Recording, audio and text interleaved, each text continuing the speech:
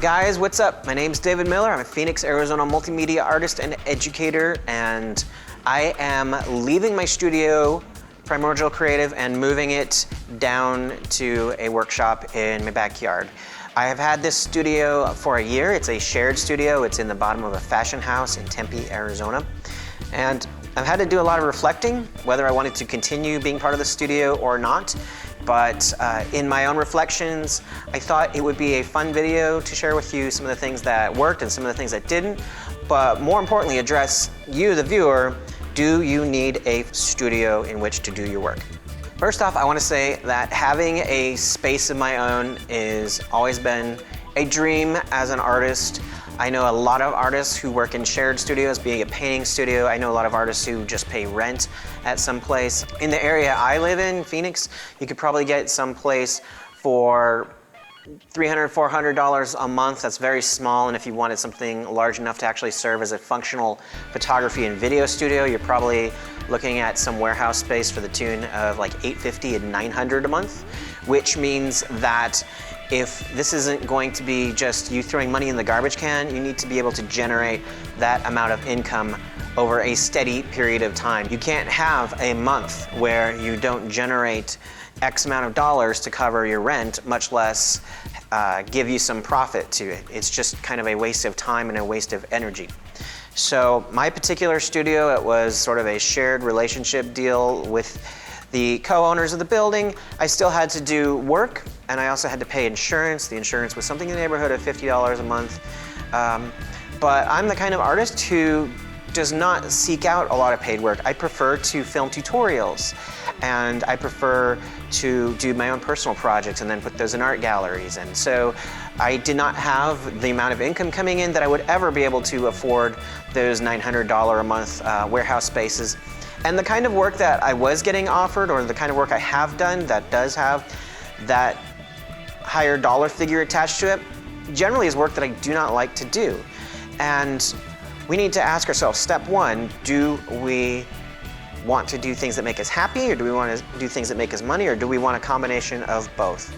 And look, I'm 40 years old. I feel like I want to do things that make me happy. I like money, but I also understand you can make a certain amount of money doing the things that make you happy. You can make more money in life by doing things that don't make you happy, but I don't want to do that. So seeking out client work to do work that I did not want to do is one reason why I am not continuing at this large studio space. Now, if you are somebody who is very eager and you're young and you want to do a lot of client work, having a studio space means that you can meet with clients in a professional environment. It's not going to be, a coffee shop or your house or something like that. Having a studio space means that you have some level of privacy. Now, my studio space is not only shared with other artists, but it is part of a larger fashion building, so it wasn't as private as I would have liked it to be. But if you are looking for a studio space where you can go in the dead of night and be creative, because midnight's the time that you're most creative, if you are looking for a space where you can shoot nudes and not have to worry about people walking in on you, or low ceilings or any of that kind of stuff, then by all means, a studio is useful. On the other hand, you can rent a studio when you have these kinds of projects. When I go to Los Angeles, I work in studios that have 24-hour access, and the dollar amount per hour is something in the neighborhood of $25 an hour. So that means if I was going to shoot a nude model and it was in Los Angeles and it was $25 an hour, 2 hours, $50, well, that's the same cost of having insurance every single month in this place, not to mention that I owe some X number of dollars worth of services to the building that I'm in. So I also don't have to maintain that studio that I rent, and I have a certain level of expectation of what's in the studio and what's going to be set up when I get there. And honestly, not having to worry about stuff, not having to worry about security, not having to worry about what's happening on the days that I'm not shooting, that is a huge burden off of my mind. Another thing about studios that you own versus studios that you rent. The studio you own isn't just a big empty space. It has to be populated with furniture, gear, backdrops, props, what have you. If a big empty space is all you require, then whatever city you live in or whatever, if it's a rural area, believe me, there are big empty spaces that are available to you.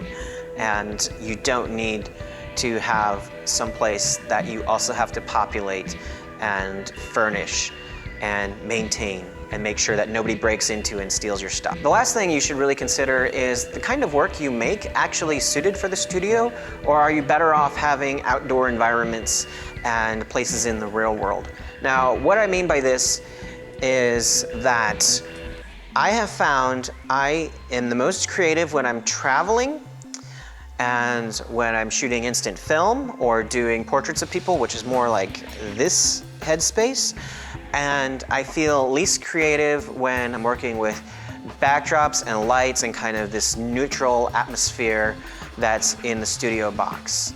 I can do creative stuff in those spaces, but within the next year, I plan on visiting a bunch of different countries and different cities, and I don't intend on being the studio rat who's tied down to this one room and making everything in here. I need to have a little bit more things going on in my personal life to make my art better, if that makes sense. And that's just been a thing that I've done my entire life. I've traveled constantly, road trips and other countries, and I enjoy the artwork that comes out of that. I enjoy the experience of historical places like Chichen Itza or Teotihuacan in Mexico, recently Costa Rica. There's just something about what nature and history provide that influences the kind of art that I want to make and the kind of videos I want to make. So being in this box where I have to put together all the sets and design everything and figure out how to work with what meager lights I have to achieve a certain look, like, it no longer benefits me for the kind of work that I want to make.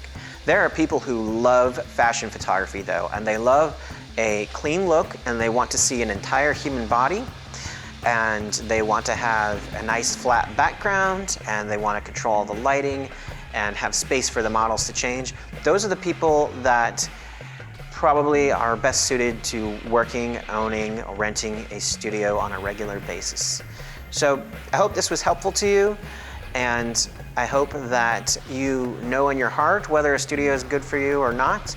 I will say that for most people, a studio is a huge investment of time and money, and if you don't plan on devoting entire days, entire weeks, entire months to the maintenance and the money earning potential of a studio, then it probably is not something you should do. You should look into cheaper alternatives, possibly one within your own house, which is where I'm going.